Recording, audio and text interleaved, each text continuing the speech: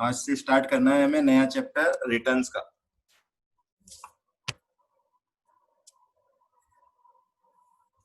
देखो section number 37 से लेके 48 तक इस चैप्टर में कवर हो जाएंगे आपके। ये फर्स्ट पेज आपके इंडेक्स का होता है उस तरीके इसमें सारे सेक्शन कवर है कौन कौन से हमें इस चैप्टर में पढ़ने। ठीक है, एक बार ब्रीफली सेक्शंस देख लो आप, थोड़ा सा माइंड में रहे। देखो सेक्शन 37 जो है वो बोलेगा आउटवर्ड सप्लाई की रिटर्न फिल करने के लिए, जो कि जीएसटीआर 1 होती है। सेक्शन 38 बोलेगा इनवर्ड सप्लाई की रिटर्न फिल करने के लिए, जो कि जीएसटीआर 2 होती है। तो ये वाला जो अभी सेक्शन है इसके अंदर जो रिटर्न फाइल होती है वो नॉट इन इफेक्ट। ठीक है, प्रैक्टिकली ये वाली रिटर्न अभी नहीं जा रही है। सेक्शन 39, तो आपको एक तो ध्यान रखना है जो मेन आपकी रिटर्न जाती है वो सेक्शन 39 के अंदर जाएगी। आप देख सकते हो ऊपर जो शब्द लिखे हुए हैं, यहाँ पे आउटवर्ड सप्लाई की डिटेल जाती है या इनवर्ड सप्लाई की जाती है, पर जो मेन रिटर्न आपकी जाती है वो जाती है सेक्शन नंबर 39 के अंदर।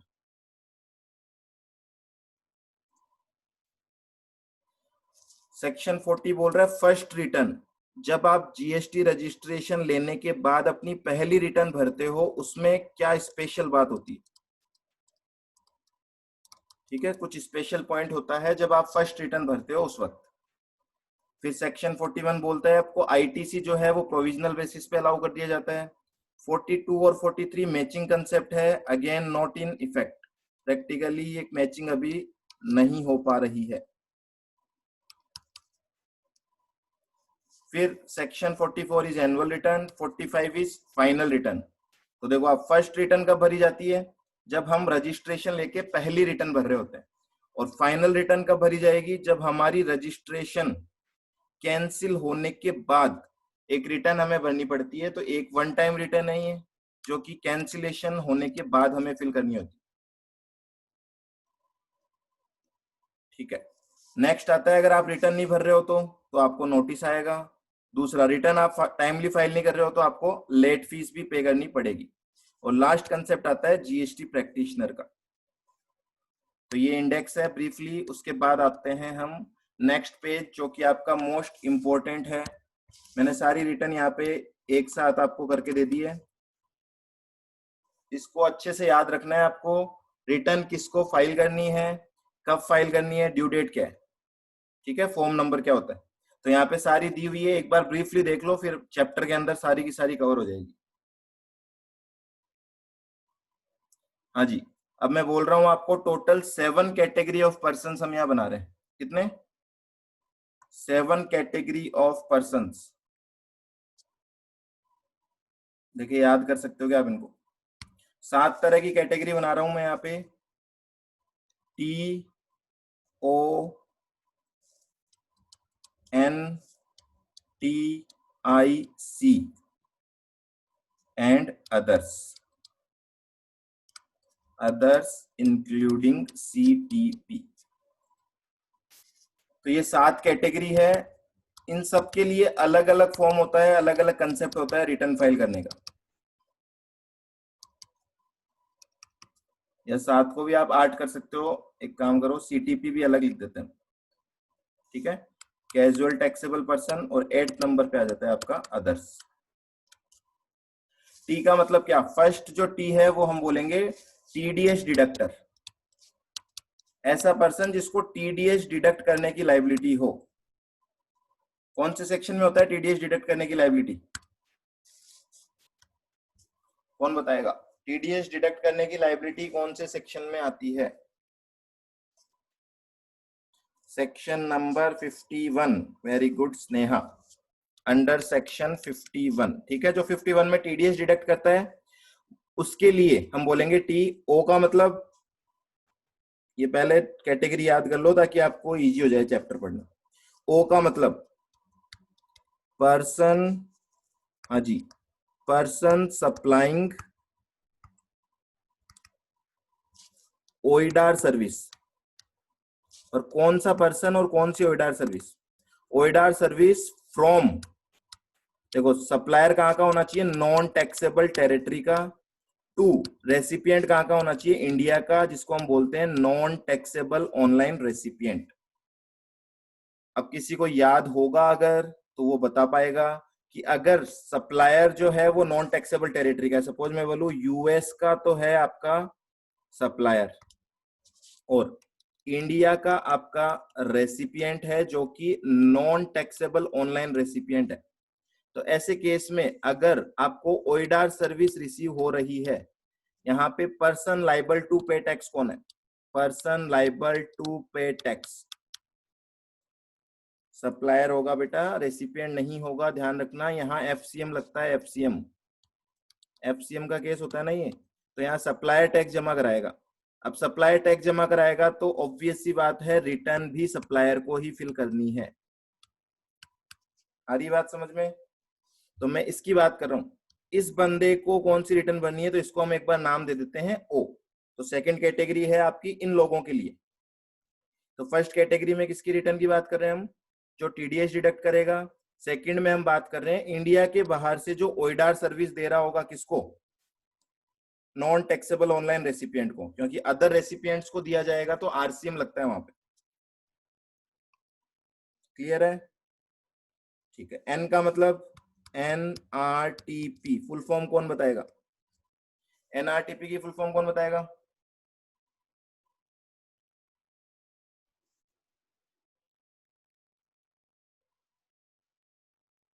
Non resident taxable person, very good. फिर नेक्स्ट जो टी आ रहा है वो क्या है?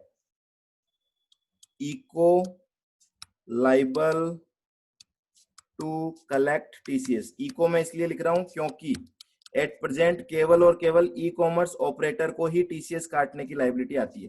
कौन से सेक्शन में आती है टीसीएस डिडक्ट करने की लाइबिलिटी? Section 52, very good. चलो सेक्शंस याद है आपको, बहुत अच्छी बात है। चलो ये हो गया टोंट, इसको कैसे क्या बोलेंगे हम? टोंट। फिर आ रहा है आई। आई का मतलब ISD, इनपुट सर्विस डिस्ट्रीब्यूटर। और सी का मतलब?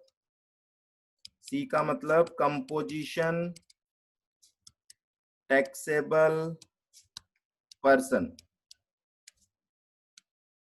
ठीक है, तो इस पूरे शब्द को क्या बोलेंगे हम मिला के? अगर इन 6 कैटेगरी को आपको बोलना हो वन वर्ड में, याद करने के लिए वर्ड बनाया केवल अपन ने, टोंटिक। तो आप टोंटिक वर्ड याद करोगे कि टोंटिक 6 कैटेगरी है जिनको इंडिविजुअली अलग अलग रिटर्न्स फाइल करनी है। ठीक है, इन सबके लिए सिस्टम अलग अलग है रिटर्न फाइल करने का। फिर बचा सीटीपी और अदर्स, इसमें कुछ रिटर्न्स कॉमन होगी, कुछ रिटर्न सेपरेट होगी। सीटीपी का full form casual taxable person, और अदर्स कौन बचा? इनके अलावा जो बच गया उसको अलग से रिटर्न भरनी है आप। क्लियर? 8 कैटेगरी समझ में आ गई आपको? याद रह जाएगी। स्टोंटिक वर्ड से 6 कैटेगरी तो याद हो जाएगी आपको, उसके अलावा आप याद कर लोगे सीटीपी और अदर कैटेगरी। चलो अब इनको कौन कौन सी रिटर्न फाइल करनी है वो देखते जाओ। GSTR 1 किसको फिल करनी है? देखो क्या लिखा हुआ है, GSTR 1 किसको फाइल करनी है? लिखा हुआ है रजिस्टर्ड पर्सन अदर देन टोंटिक। इसका मतलब किस किस को फाइल करनी है बोलो, कौन बताएगा? क्या सीटीपी को GSTR 1 फाइल करना है क्या? हाँ जी, तो बिल्कुल बहुत इजी तरीके से याद करोगे। अब आप टोटल 8 कैटेगरी हमने बनाई है, उसमें से देखो पहले जो 5 पॉइंट आपको दिख रहे हैं, आपको साफ साफ दिख रहा है 8 में से 6 कैटेगरी को भूल जाओ, और लास्ट वाली जो 2 कैटेगरी है मतलब सीटीपी और अदर्स, ठीक है, इनको भरनी होगी ये पहले वाली 5 रिटर्न। कौन कौन सी रिटर्न है आप देखते जाओ। 5 नहीं है, सॉरी 4 ये रिटर्न तो। हाँ जी, तो GSTR 1 भरेगा कौन? सीटीपी और अदर्स।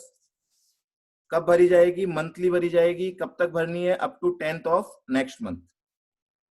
GSTR 2, GSTR 3, ये दोनों ही रिटर्न नॉट इन इफेक्ट। ध्यान रखना, प्रैक्टिकली ये दोनों ही रिटर्न अभी नहीं जा रही है, पर अगर मैं बात करूं एक्ट के हिसाब से तो GSTR 2 जाती है नेक्स्ट मंथ की 15 तक, और GSTR 3 जाती है नेक्स्ट मंथ के 20 तक।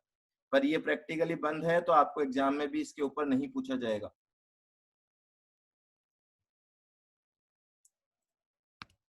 ओके, चलो जी, अब मैं बोल रहा हूँ GSTR 2 और 3 तो गवर्नमेंट ने बंद कर दिए, ये हमें नहीं भरना। तो इनके एवज में हमें GSTR 3B फाइल करना है। तो आप बोलोगे सिंपली एक रिटर्न और दूसरी रिटर्न। तो जो 7th और 8th कैटेगरी वाले लोग हैं, है ना, 7th और 8th कैटेगरी वाले जो लोग हैं, अब क्लास में आप लेट आओगे तो मैं क्या करूंगा बताओ? मैं तो क्लास स्टार्ट करा चुका हूं, मैंने समझा भी दिया सारा। अब एक बार पढ़ो आप, अभी आ जाएगा बीच में, ठीक है। GSTR 3B ये 7th और 8th कैटेगरी वाले पर्सन को फाइल करना है। कब फाइल करना है? इसमें देखो दो लिमिट्स है हमारे पास। जो लोग मंथली फाइल करेंगे उनको नेक्स्ट मंथ की 20 डेट तक, और जो क्वार्टरली फाइल करेंगे उनको बोला हुआ है कि क्वार्टर खत्म होने के बाद जो लास्ट डेट आती है वहां तक, ठीक है, नेक्स्ट मंथ की जो लास्ट डेट होती है। तो कुल मिला के 7th 8th कैटेगरी को दो रिटर्न फाइल करनी है। एक होगी GSTR 1 जिसमें आउटवर्ड सप्लाई जाएगी, एक होगी GSTR 3B जिसमें सारी की सारी कंसोलिडेटेड डिटेल जाती है, इसलिए हम इसको समरी रिटर्न बोलते हैं, समरी रिटर्न। अब जो एक बार लेट ज्वाइन हुआ है उसको वापस से वो कैटेगरी दिखानी पड़ेगी, फटाफट देखो आप। टोन टिक का मतलब क्या है? टी का मतलब TDS डिडक्टर, जो TDS काटेगा और रिटर्न भरेगा उसको बोलेंगे टी। ओ का मतलब ओइडार सर्विस जो दे रहा है आउटसाइड इंडिया से Indian non taxable online recipient को।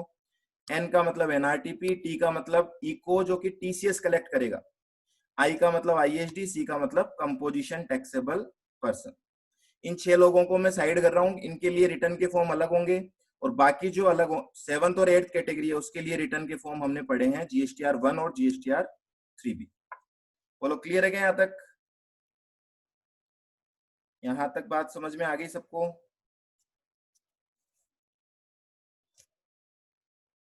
अब अगर मैं आपसे पूछूं, आपको रिप्लाई करना है, CTP को GSTR 1 और GSTR 3B फाइल करना है या नहीं करना है? CTP को फाइल करना है, बिल्कुल, ठीक है। तो आप पढ़ते जाना, चैप्टर जब खत्म होगा तो मैं आपसे लिस्ट बनवाऊंगा किसको कौन सी रिटर्न फाइल करनी है, ठीक है। इन्हीं 8 कैटेगरी का अपन नाम लिखेंगे और उनका फॉर्म अपन देखेंगे किसको कौन सी रिटर्न बननी है। चलो, फिर आ रही है GSTR 4, किसको फाइल करनी है? ये फाइल करनी है कंपोजिशन वाले को। अब कंपोजिशन स्कीम में आपको पता है दो कंपोजिशन स्कीम हो गई हमारे पास, अब एक सेक्शन 10(1) वाली और एक सेक्शन 10(2)A वाली, दोनों के लिए सेम सिस्टम है। GSTR 4 कब फाइल करना है उनको? एनुअली। कब तक? नेक्स्ट फाइनेंशियल ईयर की 30 अप्रैल तक। और इनको क्वार्टरली एक स्टेटमेंट फाइल करना है। देखो इसको हम रिटर्न नहीं बोलते, इसको हम क्या बोलते हैं? CMP 08 को हम बोलते हैं स्टेटमेंट। ये भी किसको फाइल करना है? कंपोजिशन वाले को, quarterly 18th of next quarter. ये क्यों फाइल करना है? इसलिए फाइल करना है ताकि आप टैक्स का पेमेंट कर सको। चलो नेक्स्ट कैटेगरी आती है हमारी NRTP। इसको GSTR 5 भरना है मंथली। ड्यू डेट क्या होगी? नेक्स्ट मंथ की 20 तारीख। और अगर इसका RC एक्सपायर हो जाता है पहले ही तो उसके 7 डेज के अंदर अंदर। NRTP का जो रजिस्ट्रेशन होता है वो परमानेंट होता है कि टेम्पररी होता है? कौन बताएगा? परमानेंट होता है या टेम्पररी होता है? वेरी गुड, 90 डेज का वहां पे मैक्सिमम टेन्योर हो सकता है। अब मैं बोल रहा हूं अगर मान लेते हैं वो 90 डेज एक्सपायर हो जाते हैं 15 मई को, तो इसको 1 से लेके 15 मई की रिटर्न कब फाइल करनी है? बोलो, 1 से लेके 15 मई की रिटर्न कब फाइल करनी है? नॉर्मली तो ये अगले महीने की 20 तारीख तक फाइल कर सकता है, पर जब RC बीच में खत्म हो जाती है मंथ के तो 7 डेज के अंदर अंदर, मतलब 15 से 7, 22 तारीख तक इसको अपनी रिटर्न फाइल करनी पड़ेगी। क्लियर? ओके जी।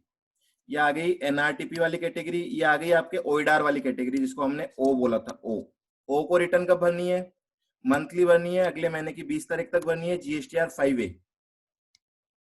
नेक्स्ट, ISD को कौन सी रिटर्न भरनी है? ऑलरेडी पढ़ चुके हो आप, GSTR 6 मंथली और up to 13th of next month. TDS वाले को कौन सी रिटर्न भरनी है? GSTR 7 मंथली भरनी है और up to 10th of next month. ECO को कौन सी रिटर्न भरनी है? GSTR 8 मंथली भरनी है 10th of next month.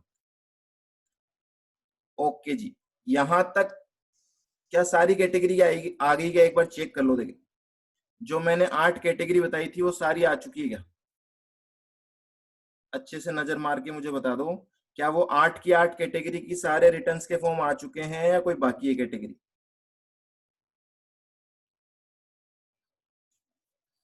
TCS बाकी है। ये देखो, ये रहा टीसीएस, लास्ट वाला टीसीएस ही तो है, ये रहा।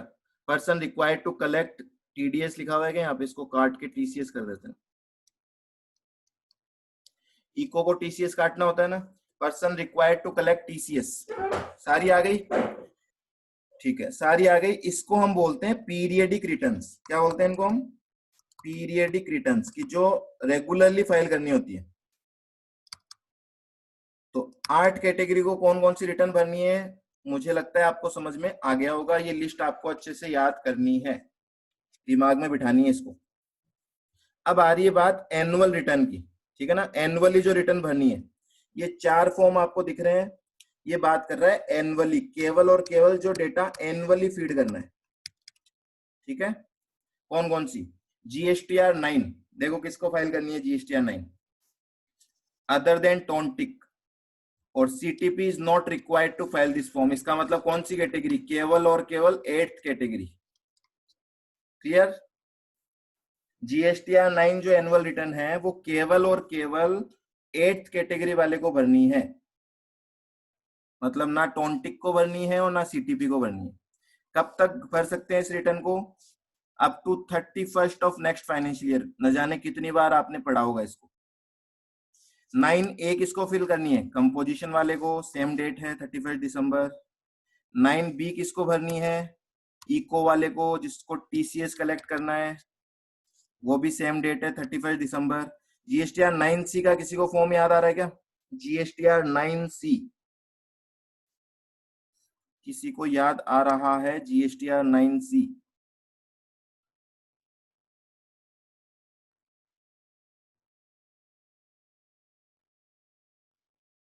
किसी को भी नहीं आ रहा क्या?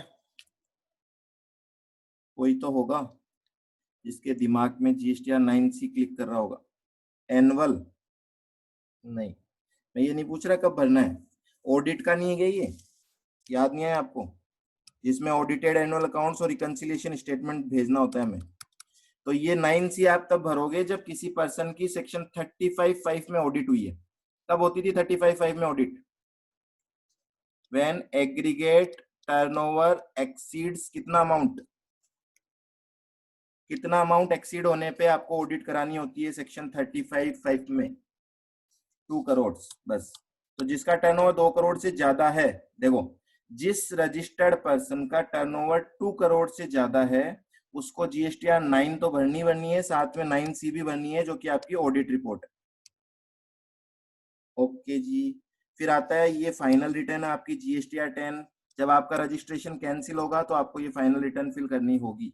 किसको भरनी होगी? रजिस्टर्ड पर्सन अदर देन टोंटिक। कब तक भरनी होती है ये? Within 3 months of cancellation और order of cancellation whichever is later. और एक कैटेगरी आपने पढ़ी थी यूआईएन, जिसके पास यूनिक आइडेंटिफिकेशन नंबर होता है। कौन होते हैं ये? ऑफिस ऑफ यूनाइटेड नेशंस था या फिर एम्बेसीज थी, ये होता है। इनको कौन सी रिटर्न भरनी है? इनको मंथली फिल करना है जीएसटीआर 11। और कब तक? Up to 28th of next month. ये लो जी। तो ये पेज पे जितनी रिटर्न है ना, ये सारा मोस्ट इंपोर्टेंट आपका टॉपिक है इस चैप्टर का। अब एक बार सांस ले लो और आगे चलते हैं 1 by 1 सेक्शन पे। यहां तक तो कोई दिक्कत नहीं होगी किसी को? ठीक है, ये तो आपको फॉर्म नंबर है और याद करना है कौन सी कैटेगरी को कौन सी रिटर्न भरनी है और कब तक भरनी है। चले आगे।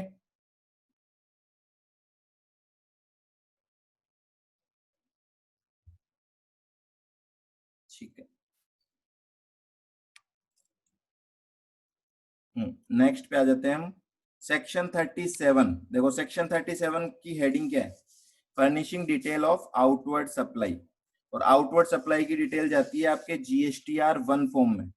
जीएसटीआर 1 फॉर्म किसको फिल करना होता है? क्वेश्चन आ गया हमारे सामने, लिखा हुआ है every registered person other than ISD NRTP person paying tax under section 10 मतलब कंपोजिशन, 51 मतलब टीडीएस वाला, 52 मतलब टीसीएस वाला e commerce operator shall furnish detail of outward supply of goods service or both effected during a tax period. ठीक है, as per rule 59(1) every registered person other than person supplying OIDAR service from place located in फलान फला। कुल मिला के ये point मैं आपको ऑलरेडी बता चुका हूं। ये फर्स्ट पॉइंट आपको ये बोल रहा है सिंपल सा, GSTR 1 किसको फाइल करनी है। आता है आपको इसका आंसर? समझ चुके हैं इसको हम, GSTR 1 किसको फाइल करना है? बोलो कौन सी कैटेगरी को फाइल करना है? 1 से 8 में,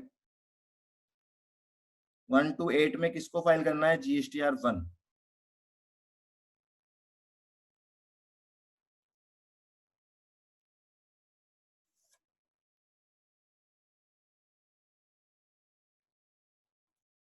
seventh and eight, very good.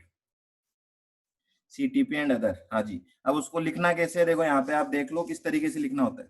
यहाँ लिखा हुआ है every registered person other then. अब अदर देन की आप लिस्ट बना के, यहाँ तो मैंने एक कॉलम में लिख रखा है, अच्छे से लिख देना पॉइंट्स बना के। First input service distributor, second NRTP, third person paying tax under section 10 that is composition taxable person, इस तरीके से। ठीक है, जितना क्लियरली लिखोगे उतना ही बेटर होगा। ओके, सेकंड आता है कंटेंट्स क्या होंगे इस रिटर्न के।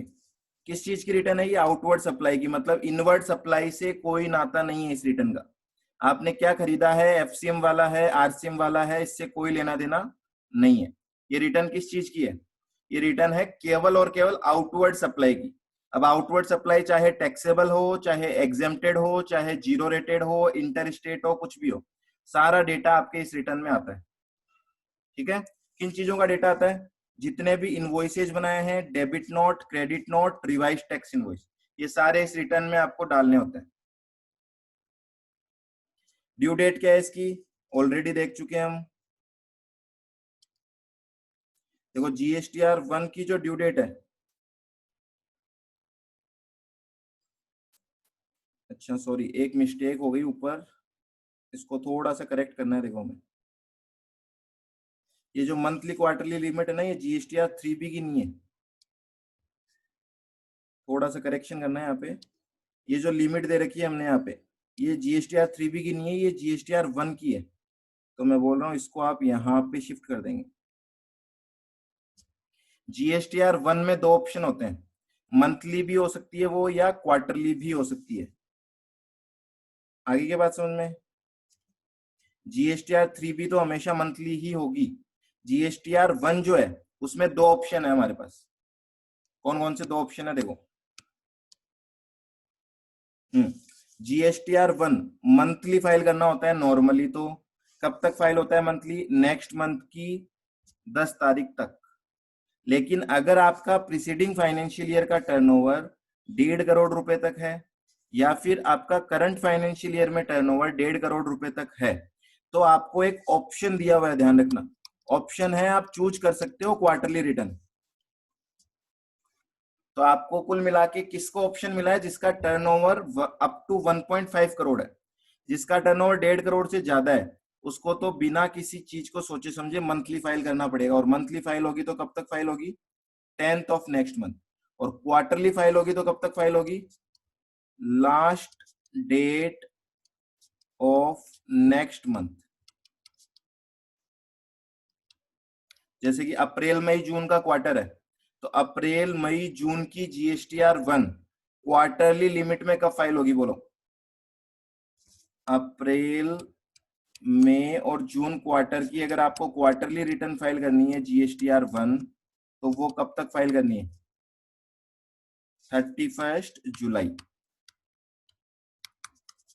ठीक है, क्लियर? चलो, फॉर्म कौन सा है? GSTR 1 है। फर्स्ट प्रोविजो अभी not in working. First proviso क्या था? ये प्रोविजो तब लगता था जब GSTR 2 फाइल होती थी। तो GSTR 2 बंद है तो ये प्रोविजो भी बंद है। ये बोलता था 11 से 15 के बीच में आप ये रिटर्न फाइल नहीं कर सकते, पर ऐसा अभी कोई क्राइटेरिया नहीं है। एक्सटेंशन, कमिश्नर के पास पावर है, वो आपकी GSTR 1 की ड्यू डेट एक्सटेंड कर सकता है, जो कि नॉर्मली आप देखते रहते हो GSTR 1 की ड्यू डेट एक्सटेंड होती रहती है ना। और अभी एट प्रेजेंट क्या चल रही है? अब एक पॉइंट आपको ध्यान रखना है, एट प्रेजेंट जो चल रही है वो अलग है। एक्ट में तो 10 तारीख बता रखी है, बट एट प्रेजेंट जो चल रही है वो है 11th ऑफ नेक्स्ट मंथ।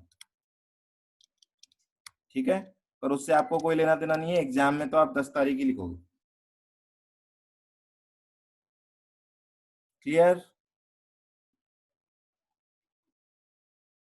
यहां तक क्लियर है क्या सबको बात?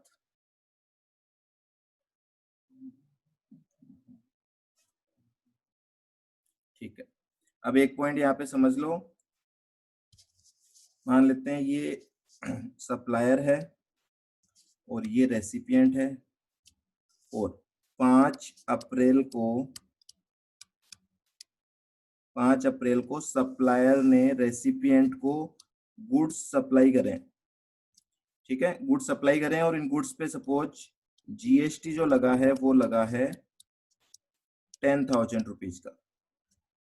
अब सप्लायर के लिए क्या है, ये इनवर्ड सप्लाई है कि आउटवर्ड सप्लाई है? बोलो, सप्लायर के लिए क्या है, ये इनवर्ड है या आउटवर्ड है? आउटवर्ड है। तो सप्लायर आउटवर्ड सप्लाई की कौन सी रिटर्न भरेगा? कौन सी रिटर्न भरेगा? GSTR। कौन सी कौन सी बोलो जल्दी। GSTR 1 भरेगा। कब तक भरेगा जी? अप टू, अगर नॉर्मल टाइम लिमिट की बात करूं तो कब तक भरेगा? अप टू 10th मई। ठीक है, 10 मई तक भरेगा क्योंकि अप्रैल की ट्रांजेक्शन है। ओके, अब मैं बोल रहा हूं कि मान लेते हैं ये GSTR 1 इसने भरी। GSTR 1 भरते वक्त ये रेसिपिएंट की डिटेल दिखाएगा अगर रेसिपिएंट रजिस्टर्ड है तो। बहुत इंपॉर्टेंट पॉइंट है। अगर रेसिपिएंट रजिस्टर्ड है तो GSTR 1 में उस रेसिपिएंट का जीएसटी नंबर भी जाएगा और उसमें डिटेल भी जाएगी कि कितने रुपए का बिल था, कितने रुपए का टैक्स था।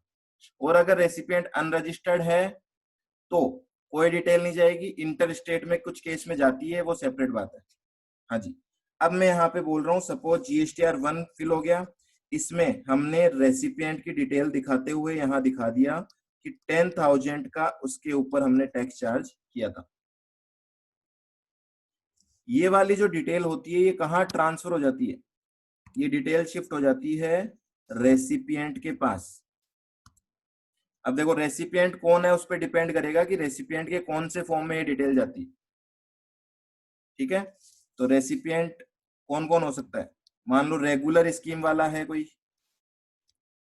अगर वो रेगुलर स्कीम में है, कंपोजिशन स्कीम में है, या फिर वो ISD है, इस पे डिपेंड करता है। अगर रेसिपिएंट रेगुलर स्कीम वाला है तो रेसिपिएंट के यहाँ पे एक फॉर्म होता है GSTR 2A।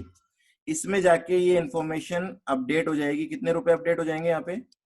10,000 रुपए शो करने लग जाएंगे एज GST पेड।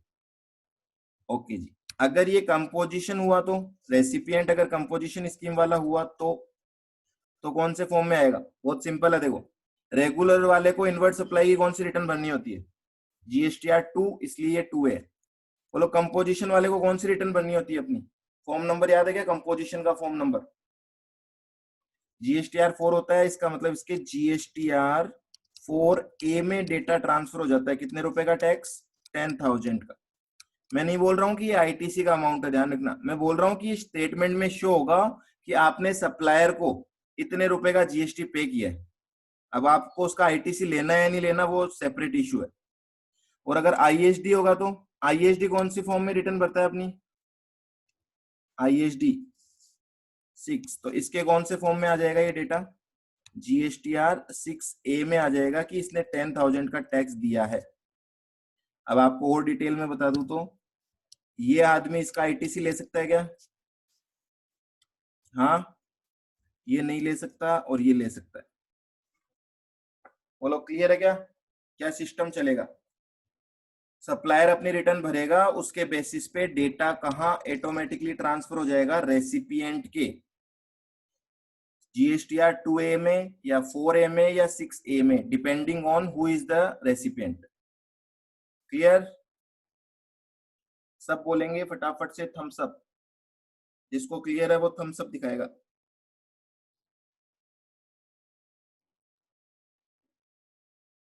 जल्दी से दिखाओ फिर हम आगे चलें।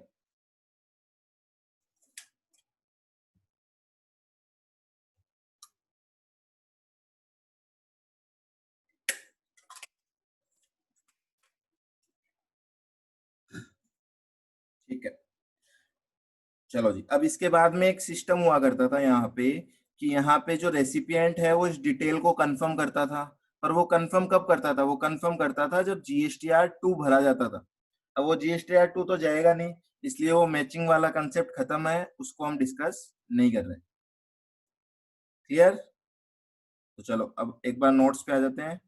ये देखो क्या लिखा हुआ है यहाँ पे, details furnished by supplier in GSTR 1 shall be communicated to the recipient in GSTR 2A, GSTR 4A, GSTR 6A। ये वाला सेक्शन आपको नहीं पढ़ना है, ये सेक्शन हो गया खत्म। वाई खत्म? क्योंकि यहाँ पे सप्लायर जो रिटर्न भर रहा है उसके बेसिस पे रेसिपिएंट को एक्सेप्ट करना होता था या रिजेक्ट करना होता था या मॉडिफाई करना होता था। वो चीज अब प्रैक्टिकली नॉट इन इफेक्ट, तो मैं बोल देता हूँ नॉट इन इफेक्ट, तो इसको हम डिस्कस नहीं करेंगे। ओके जी। नेक्स्ट जो पॉइंट आता है वो मोस्ट इंपोर्टेंट है। मोस्ट इंपोर्टेंट क्या मोस्ट इंपोर्टेंट है? देखो यहाँ पे मैंने कहा कि GSTR 1 फाइल करते वक्त आपने 10,000 का टैक्स दिखाया, गलती हो जाए तो 1 0 और लगा दिया अकाउंटेंट ने, किसकी 12 बजेगी बोलो? अकाउंटेंट ने रिटर्न भरते वक्त GSTR 1 में 10,000 की जगह 1 लाख का अमाउंट शो कर दिया, और GSTR 1 आउटवर्ड सप्लाई की होती है, मतलब टैक्स जमा कराना पड़ेगा 1 लाख रुपए। किसकी लंका लगेगी यहाँ पे? सप्लायर की या रेसिपिएंट की? सप्लायर की लंका लग जाएगी, इसलिए सप्लायर को क्या करना पड़ेगा? सप्लायर ये पूछना चाहता है आपको, क्योंकि आप एक CMA बनने वाले हो, वो पूछना चाहता है सर मैं मेरी ये वाली रिटर्न रिवाइज करना चाहता हूं, क्या मैं ये रिटर्न रिवाइज कर सकता हूं क्या? तो क्या जवाब होगा आपका? रिटर्न को रिवाइज करना चाहता है क्योंकि उसने रिटर्न भरते वक्त गलती कर दी। क्या इस गलती को सुधारा जा सकता है क्या? रिवाइज नॉट अलाउड, तो हम बोल देते हैं रिवाइज नहीं हो सकती, अलाउड नहीं है। क्या राय देंगे हम इसको? हम इसको बोलेंगे भैया तू अगले महीने की जब GSTR 1 फाइल करेगा, अगले महीने की कब फाइल करेगा? अगले महीने की GSTR 1, अगले महीने की GSTR फाइल कन करेगा वो अप टू 10 जून। इस रिटर्न में आप क्या कर लेना, रेक्टिफाई कर लेना,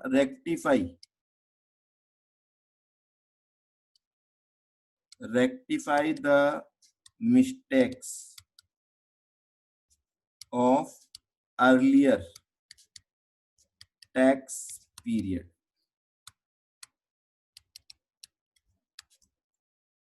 I hope the point is clear. तो आप, मैं बोल रहा हूं 10 जून को जो GSTR 1 भरेंगे, इसमें पिछले GSTR 1 की हम गलती सुधार सकते हैं। तो एक पॉइंट तो हमें समझ में आ गया, लेकिन कितने पीछे की गलती सुधार सकता हूं मैं?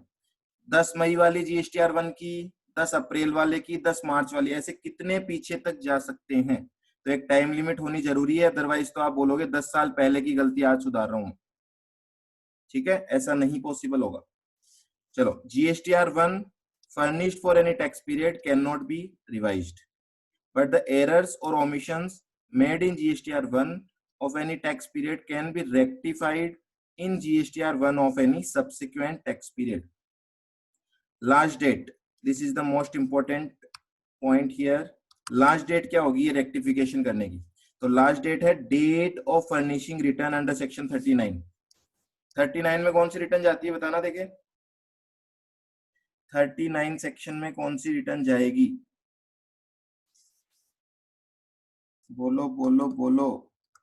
GSTR 1 तो 37 में चल रही है ना, देखो ये रहा, ये सेक्शन है 37 और इसमें चल रही है GSTR 1। 39 आपके मेन रिटर्न का सेक्शन होता है जो कि जाएगी GSTR 3B। एनुअल रिटर्न नहीं है, ठीक है, एनुअल रिटर्न का नहीं है ये है आपके GSTR 3B का। तो बोला जा रहा है कि जब आप अगले साल सितंबर मंथ की GSTR 3B भरेंगे, ड्यू डेट नहीं लिखा हुआ है, अच्छे से ध्यान रखना है यहाँ पे ड्यू डेट नहीं लिखा हुआ है, यहाँ लिखा हुआ है डेट ऑफ फर्निशिंग रिटर्न। मतलब अगले साल जब सितंबर की GSTR 3B की डेट होगी आपकी वो, या फिर जो आप एनुअल रिटर्न भरेंगे, एनुअल रिटर्न कौन से फॉर्म में भरनी है? GSTR 9। इन दोनों की जो डेट है, दोनों में से जो डेट पहले आती है वो आपकी लास्ट डेट होगी, उसके बाद आप गलती रेक्टिफाई नहीं कर पाओगे। फॉर एग्जाम्पल, एग्जाम्पल बिना मजे नहीं आते हमें, तो एक एग्जाम्पल दे दिया जाए। चलो जी देखो, अच्छे से सुन लेना आप। मैं बोल रहा हूं जून 10 को आपने GSTR 1 भरा और इस GSTR 1 में आपने कर दी मिस्टेक। ठीक है, क्या मिस्टेक की उसको हम इग्नोर करते हैं। अब इसको कब तक सुधारा जा सकता है, मैं बोल रहा हूं आपको, ये 10 जून, इसको इस तरीके से लिख देते हैं 10 जून 2018। अब मैं बोल रहा हूं ये आ गया आपका सितंबर 2019। इसकी GSTR 1 filed on suppose GSTR 1 नहीं, sorry, GSTR 3B filed on 12 अक्टूबर 2019। एक तो ये पॉइंट मैं बोल रहा हूं यहाँ पे। दूसरा मैं बोल रहा हूं एनुअल रिटर्न। एनुअल रिटर्न कौन सी होती है,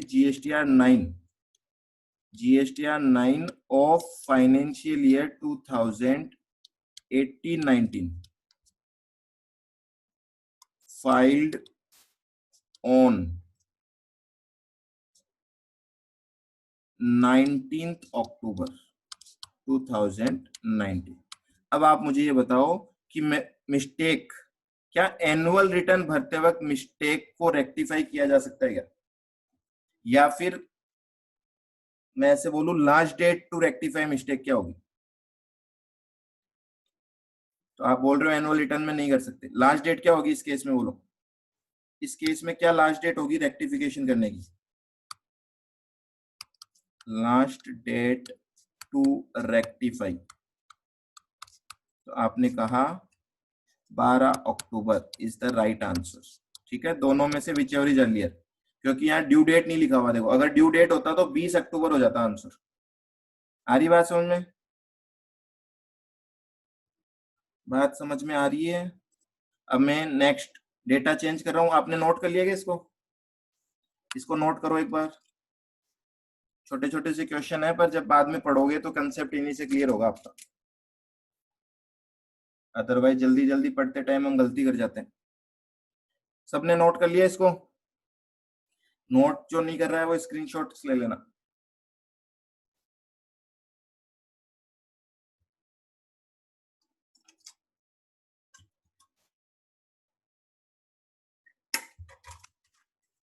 डन, डेटा चेंज कर रहा हूं, थोड़ा सा फटाफट से आंसर बता देना। अगर इस 22 अक्टूबर की जगह तो होता 12 अक्टूबर की जगह तो मैं कर देता हूँ 25 अक्टूबर, और एनुअल रिटर्न में कर देता हूँ 19 दिसंबर। अब बताओ क्या लास्ट डेट होगी, अब क्या लास्ट डेट होगी रेक्टिफिकेशन करने की।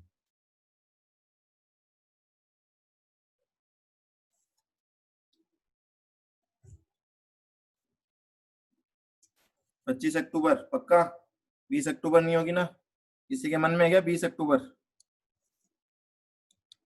25 October is the right answer. चलो, तो पॉइंट इज क्लियर, आगे बढ़े हम। यहां तक हमारा पॉइंट हो गया। नेक्स्ट बोल रहा है on account of such mistake if there was a short payment of tax for such tax period then tax interest shall be payable accordingly in the tax period in which it is rectified. कि हमने जो rectification किया है उससे अगर कोई tax liability बढ़ती है तो उस टैक्स लायबिलिटी को भी पे किया जाएगा, अलोंग विद इंटरेस्ट पे किया जाएगा। ठीक है, चलो नेक्स्ट आता है, अगेन इंपॉर्टेंट क्वेश्चन है, GSTR 1 में कौन कौन सी डिटेल सबमिट करनी है इनवॉइस से रिलेटेड। क्या इंडिविजुअल इनवॉइसेज की डिटेल जाएगी या फिर कंसोलिडेटेड डिटेल जाएगी। तो इसका आंसर है डिपेंड करता है। देखो रेसिपिएंट अगर रजिस्टर्ड है इसको हम बोलते हैं B2B ट्रांजेक्शन, और रेसिपिएंट अगर अनरजिस्टर्ड है इसको हम बोलते हैं B2C ट्रांजेक्शन। अगर रेसिपिएंट रजिस्टर्ड है तो इनवॉइस वाइज डिटेल जाएगी, मतलब इंडिविजुअल इनवॉइस की डिटेल जाएगी। अगर एनुअल रिटर्न में मिस्टेक हो जाए तो इसका कोई सॉल्यूशन अवेलेबल नहीं है एट प्रेजेंट। ठीक है, एनुअल रिटर्न का कोई सॉल्यूशन अवेलेबल नहीं है प्रैक्टिकली, वो आपको ऑफिस में जाना पड़ेगा जीएसटी के और वहां पे जाके डिस्कस करना पड़ेगा। हाँ जी, इनवॉइस वाइज डिटेल्स जाएगी कब? जब आपकी ट्रांजेक्शन होगी B2B, मतलब रेसिपिएंट इज रजिस्टर्ड। अगर रेसिपिएंट अनरजिस्टर्ड है तो डिपेंड करेगा, इंट्रा स्टेट सप्लाई में तो कंसोलिडेटेड डिटेल जाएगी। कंसोलिडेटेड डिटेल्स का मतलब क्या होता है कि मान लेते हैं आपकी दुकान पे 50 कस्टमर आए और वो 50 के 50 अनरजिस्टर्ड है, तो आपको इंडिविजुअली सबके बिल नंबर से नहीं बताना डेटा। आप क्या बोलोगे, टोटल 50 लोगों को हमने 100 बिल इश्यू किए हैं और 100 बिल की टोटल वैल्यू 5 लाख है और उस पर जीएसटी इतना है डायरेक्ट। ठीक है, रेट वाइज और स्टेट वाइज। तो स्टेट वाइज तो यहाँ पे कोई पॉइंट बनता ही नहीं है, रेट वाइज आपको बताना है। ठीक है, इंट्रा स्टेट सप्लाई में। इंटर स्टेट सप्लाई करते वक्त आपको ध्यान रखना है, अगर इनवॉइस वैल्यू 2.5 लाख से ज्यादा है तो इनवॉइस वाइज डिटेल देनी पड़ेगी हमें, इनवॉइस वाइज डिटेल्स। और अगर invoice value up to 2.5, up to 2.5 lakh है तो वहां पे हम कंसोलिडेटेड डिटेल देंगे, पर वो भी रेट वाइज होगी और स्टेट वाइज होगी।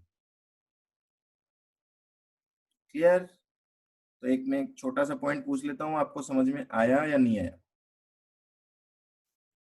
ये लो जी, ये जयपुर का शॉपकीपर है, जयपुर में शॉप है इन भाई साहब की, मिस्टर पप्पू लाल। ठीक है, इन्होंने क्या किया, इन्होंने गुड सेल किया है, दिल्ली में भी किया है और मुंबई में भी किया है, बहुत चलती है इनकी हर जगह। मुंबई में इन्होंने, सॉरी दिल्ली में इन्होंने 50 अनरजिस्टर्ड पर्सन को गुड्स भेजा है और जिसकी टोटल वैल्यू है सपोज 20 लैक्स। ठीक है, और उसमें जीएसटी भी होगा कुछ, वॉटेवर। दूसरा, 100 अनरजिस्टर्ड पर्सन को इन्होंने सेल किए जिसकी टोटल वैल्यू है सपोज 30 लैक्स, और ये सारे के सारे इनवॉइसेस लेस देन 2.5 लाख है, मतलब 150 इनवॉइस इशू हुए हैं यहाँ पे, वो सारे के सारे 150 इनवॉइस लेस देन 2.5 लाख के हैं। अब मुझे आप ये बताओ कि जो डिटेल जाएगी GSTR 1 में वो किस तरीके से जाएगी? क्या यहाँ पे 150 इनवॉइसेज जो होंगे हमारे, ये सेपरेटली दिखाने पड़ेंगे, सेपरेटली होंगे या कंसोलिडेटेड होंगे? क्या 150 की एक साथ डिटेल चली जाएगी क्या, कि टोटल 50 लैक्स की मैंने सप्लाई की है और उसके ऊपर जो भी जीएसटी है? बताओ क्या समझ में आया आपको देख के? आपको चाहिए तो मैं नोट्स और दिखा देता हूँ एक बार, ये देखो, अब आपके सामने आंसर है, इससे देख के आप आंसर बताओ मुझे। क्या यहाँ पे 50 लैक्स का एक साथ अमाउंट शो करना है रिटर्न में, या फिर सारे के सारे इनवॉइस सेपरेटली शो करने हैं? इनवॉइस वाइज डिटेल्स क्यों होगा बेटा, देखो देखिए कौन से हिसाब से आप इनवॉइस वाइज डिटेल बोल रहे हो। ना तो B2B ट्रांजेक्शन है और ना ही इनवॉइस वैल्यू 2.5 लाख से ज्यादा है, तो इनवॉइस वाइज डिटेल तो गलत। हर्ष ने कहा है 100 और 50 की अलग अलग, और कोई? सबको पार्टिसिपेट करना मैंडेटरी है, चॉइस नहीं है, आप ऑप्शनल कुछ नहीं है। थोड़ा जल्दी जवाब दो ताकि आगे बढ़े हम। नहीं समझ में आया तो आप ये लिख सकते हो, सर मुझे नहीं पता लग रहा। रिप्लाई जरूर आना चाहिए, पता तो होना जाग रहे हो क्या आप। हरीश ने भी कहा है स्टेट वाइज देना है, आंसर सामने है आपके, ओपन बुक एग्जाम हो इस तरीके से आंसर देना है, फिर भी नहीं दे पा रहे। सबकी कंसोलिडेटेड नहीं आएगी, देखो जहां कंसोलिडेटेड लिखा हुआ है वहां क्या लिखा हुआ है, वर्ड भी देखो, rate wise and state wise. जो भी इनवॉइस 2.5 लाख से कम है वहां कंसोलिडेटेड, ना जी ना। तो इसका आंसर सुन लो आप, सेपरेट डिटेल नहीं भेजनी हमें, सेपरेट डिटेल नहीं भेजनी। कंसोलिडेटेड डिटेल भी 50 लाख की एक साथ नहीं जाएगी, अलग अलग जाएगी स्टेट वाइज। थर्ड ऑप्शन आपको यहाँ दिखाना पड़ेगा कि दिल्ली वालों को सप्लाई की है आपने कितने रुपए की, 20 लैक्स की, और मुंबई वालों को सप्लाई की है, मतलब महाराष्ट्र वालों को आपने सप्लाई की, स्टेट वाइज जाएगी सिटी वाइज नहीं जाएगी, 30 लैक्स की, इस तरीके से। क्लियर है पॉइंट अब? ठीक है, आपको चार्ट अच्छे से देखो यहाँ पे, इसको याद करना है, ऐसे क्वेश्चन आएंगे आपके। मैं क्या बोल रहा हूं, अगर रेसिपिएंट रजिस्टर्ड है, दिमाग ही नहीं लगाना, हर इनवॉइस की डिटेल जाएगी, हर इनवॉइस की डिटेल जाएगी। अगर रेसिपिएंट अनरजिस्टर्ड है तो हमें सोचना है। अगर रेसिपिएंट अनरजिस्टर्ड है तो इंट्रा स्टेट सप्लाई में तो कंसोलिडेटेड डेटा डाल दो, चाहे 1000 कस्टमर हो या 500 कस्टमर हो, कोई फर्क नहीं पड़ रहा। अगर इंटर स्टेट सप्लाई की बात करें तो यहाँ एक 2.5 लाख की लिमिट चेक कर लेना। बिल अगर 2.5 लाख से ज्यादा का है तो हर इनवॉइस की डिटेल जाएगी। बिल 2.5 लाख तक का है तो आपको कंसोलिडेटेड डिटेल देनी है, पर स्टेट वाइज देनी है। क्यों स्टेट वाइज देनी है, कोई बता सकता है क्या? किसी का माइंड चल रहा हो और वो बता सकता है कि सर स्टेट वाइज क्यों मांग रहे हैं? एक साथ 50 लैक्स बता देंगे तो क्या दिक्कत है? जब वो राजस्थान में अगर सप्लाई होती आईजीएसटी का, आप ये बोल सकते हो, देखो जब दिल्ली को मैंने सप्लाई की होगी तो टैक्स क्या लगा होगा, पहले तो ये बताओ। सीजीएसटी एसजीएसटी लगा होगा या आईजीएसटी लगा होगा? आईजीएसटी लगा होगा क्या? हाँ जी, वेरी गुड। आईजीएसटी के दो टुकड़े होते हैं, आपको पता है। आधा सेंट्रल गवर्नमेंट को जाता है और आधा कौन से स्टेट गवर्नमेंट को जाता है, जो जहां पर प्लेस ऑफ सप्लाई आता है। तो यहाँ पे आधा जाएगा दिल्ली को और इसमें आधा जाएगा किसको? इसमें भी आईजीएसटी लगा होगा, जिसका आधा सेंट्रल गवर्नमेंट को जाएगा और आधा महाराष्ट्र गवर्नमेंट को जाएगा। इसलिए ये चीज आपको बिल में अलग अलग शो करनी पड़ेगी, अदरवाइज गवर्नमेंट को कैसे पता लगेगा कि आधा पोर्शन किसको देना है? सर 2.5 लाख इंक्लूडिंग जीएसटी होगा क्या? हाँ जी, इनवॉइस वैल्यू चेक करना है आपको, वैल्यू ऑफ सप्लाई नहीं देखनी। 2.5 लाख की जो वैल्यू देखनी है वो देखनी है इनवॉइस प्राइस, मतलब इंक्लूडिंग जीएसटी। आ गया समझ में पॉइंट विद लॉजिक?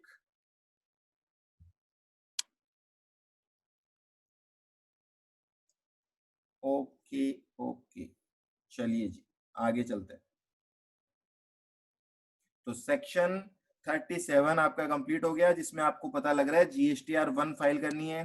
किसको फाइल करनी है, कौन से डॉक्यूमेंट्स की डिटेल जाएगी, ड्यू डेट क्या होगी, मंथली होगी या क्वार्टरली होगी, ठीक है, एक्सटेंशन भी मिल सकता है, और रेक्टिफिकेशन कब तक करना है, और डिटेल्स ऑफ इनवॉइसेज जाएगी या नहीं जाएगी। चलिए नेक्स्ट सेक्शन पे आते हैं। सेक्शन नंबर 38 ये बात कर रहा है कि आपको इनवर्ट सप्लाई की डिटेल देनी है। इनवर्ट सप्लाई की डिटेल कौन से फॉर्म में देनी होती है? GSTR 2 में देनी होती है। पर क्योंकि ये फॉर्म नॉट इन इफेक्ट है तो इस सेक्शन को भी पढ़ने की जरूरत नहीं है, ठीक है ना। और नॉट इन इफेक्ट का मतलब क्या? ये काफी टाइम से बंद है, ये एक्चुअल में आपके अगस्त से बंद है ना। जुलाई में आया था, अगस्त सितंबर में बंद कर दिया गया था, तब से बंद है। इसका मतलब इसके ऊपर कोई भी ना तो एग्जाम में क्वेश्चन पूछा जाएगा, ठीक है, ना ये प्रैक्टिकली रेलेवेंट है। क्यों? क्योंकि आगे भी इस फॉर्म को स्टार्ट करने की कोई भी चांसेस नहीं है। क्यों नहीं है? क्योंकि 1 अप्रैल 2021 हो गया, हालांकि अब तो पहले हो रहा था, 1 अप्रैल 2020 से सारे के सारे रिटर्न के फॉर्म चेंज हो रहे थे। पर ये क्योंकि कोरोना आया तो कोरोना की वजह से इसको डिले कर दिया गया है। 1 अप्रैल 2021 से आपकी रिटर्न के फॉर्म चेंज हो जाएंगे, तो आपको ये GSTR 2 नहीं पढ़ना है। क्लियर है पॉइंट? बोलो बाबू मेरे, क्लियर है क्या? ओके जी, क्लियर है यहाँ तक तो सारी बातें हमें। अब हम आगे की तरफ चलते हैं। तो अभी तो केवल एक ही रिटर्न का फॉर्म पढ़ा है हमने, वो कौन सा है? GSTR 1। अब हम चल रहे हैं 1 by 1। जो मेन आपके रिटर्न का सेक्शन है ना, वो याद कर लेना। देखो सेक्शन 39 होता है जीएसटी में, और इनकम टैक्स में 139 होता है। तो थोड़ा सा कनेक्ट करोगे तो दोनों सेक्शन याद हो जाएंगे। सीजीएसटी का सेक्शन 39 और इनकम टैक्स का सेक्शन 139, दोनों ही रिटर्न की बात कर रहे हैं। 39(1). अब इसके सब सेक्शंस में सारे फॉर्म आ जाएंगे। कितनी कैटेगरी थी हमारे पास? टोटल 8 कैटेगरी थी, है ना। तो 2 कैटेगरी की तो हम बात कर रहे हैं, उसके अलावा जो 6 कैटेगरी है उनके फॉर्म भी आ जाएंगे। आप 39(1) क्या बोल रहा है? For registered person other than टोंटिक। अब सबके माइंड में आ गया होगा वर्ड टोंटिंग क्या होता है, ठीक है। उन 8 को छोड़ दो, 6 को छोड़ दो, उसके अलावा कौन बचा? एक तो सीटीपी बचा और एक अदर्स। इनको एक रिटर्न भरनी है, कौन सी? इनको रिटर्न भरनी है GSTR 3 पर। 3 बंद हो गई तो 3 की जगह कौन सी भरनी है इनको? GSTR 3B। तो 3 का सब्सटीट्यूट क्या है? 3B। डिफरेंस क्या है 3 और 3B में? 3 जो डिटेल थी वो कंप्लीट डिटेल्स थी, आपकी कंप्लीट रिटर्न थी, इसमें पूरी की पूरी डिटेल जाती, लेकिन ये कंसोलिडेटेड रिटर्न है, इसको हम बोलते हैं समरी रिटर्न, ठीक है ना, इसमें डेटा केवल कंसोलिडेटेड फॉर्म में जाता है। तो आपको यहाँ पे दे रखा है, देखो जीएसटीआर 3 में क्या क्या डिटेल जाती थी, invert outward supply, ITC, tax payable, ये सारी डिटेल जाती है, पर जीएसटीआर 3B में ये सारी डिटेल जाएगी कंसोलिडेटेड बेसिस पे। ओके जी। ड्यू डेट नेक्स्ट मंथ की 20 तारीख होती है, फॉर्म जीएसटीआर 3 एक्सटेंशन अलाउड होता है। नोट देख लो क्या लिखा हुआ है, GSTR 3 is practically not in effect, in लिeu of GSTR 3 the summary return in GSTR 3B is to be submitted. तो आपके लिए ये वाला जो पॉइंट है ना, ये मोस्ट इंपोर्टेंट है, दिस इज इंपॉर्टेंट, जीएसटीआर 3 आपको नहीं पढ़नी। 3B क्या होती है, देखो GSTR 3B shall be furnished electronically, मतलब ऑनलाइन फाइल करनी है आपको पोर्टल पे जाके। क्या क्या कंटेंट्स होंगे इस रिटर्न के, only consolidated details are to be furnished, that is value of outward supply, output tax payable, ITC availed, ITC utilise करना है, tax payable under RCM, tax paid through electronic cash ledger, ये सारी detail आप दोगे आपकी GSTR 3B में। Due date क्या होगी, नेक्स्ट मंथ की 20 तारीख। Where a return in GSTR 3B is furnished by a person, then such person shall not be required to furnish the return in form GSTR 3। इसको 3 में return नहीं भरने की जरूरत फिर। और जीएसटीआर 3B रिटर्न है या नहीं है, इस पे बहुत डिस्प्यूट हुए थे इंडस्ट्री में, तो इसके ऊपर डिसीजन आया था हाई कोर्ट का कि जीएसटीआर 3B को भी क्या मानना पड़ेगा, रिटर्न मानना पड़ेगा। तो हमने जो पढ़ा था ना, क्या पढ़ा था, रेक्टिफिकेशन की जो लास्ट डेट पढ़ी थी हमने, उसमें हमने बोला था कि जो सेक्शन 39 की रिटर्न होती है ना, तो सेक्शन 39 में जीएसटीआर 3 लिखा हुआ था पहले तो, पर अब आपको 3 नहीं फाइल करनी, तो जीएसटीआर 3B जो है वो आपको मान लेनी है सेक्शन 39 में, return to be file. Clear है पॉइंट?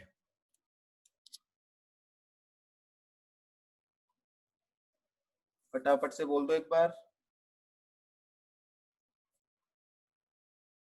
ठीक है, तो आज हमने देखा यहाँ पे रिटर्न जो भरनी थी वो किस किस कैटेगरी की बात करी हमने, एक तो जीएसटीआर 1 वही 7th और 8th कैटेगरी, और एक जीएसटीआर 3B वो भी 7th और 8th कैटेगरी। इसके अलावा जो कैटेगरी है उनके रिटर्न के फॉर्म आएंगे 1 by 1।